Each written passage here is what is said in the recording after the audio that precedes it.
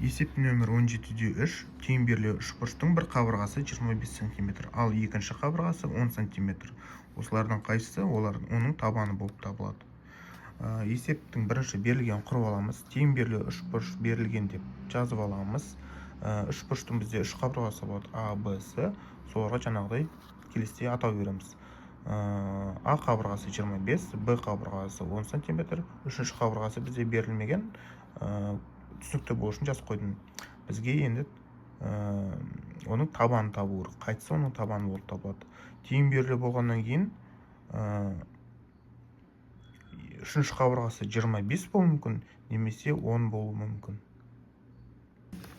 Ережеде көрсетілгендей, үшбұрыштың әрбір қабырғасы басқа екі қабырғасының қосындысынан кіші болады.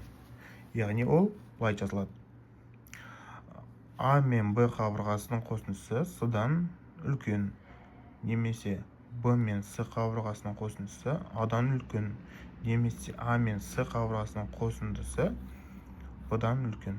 Біз осыған негізделіп отырып жасаймыз. Ары қарай біз бұл есепте екі жағдайды қарастырамыз. Бірінші жағдайда бүйір қабырғасы 10 см-ге тең, яғни мына екі қабырғасы 10 см, мынаны 25 деп қарастырамыз.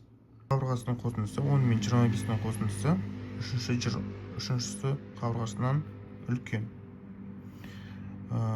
Екі қабырғасының қосындысы бізде үшінші қабырғасынан үлкен.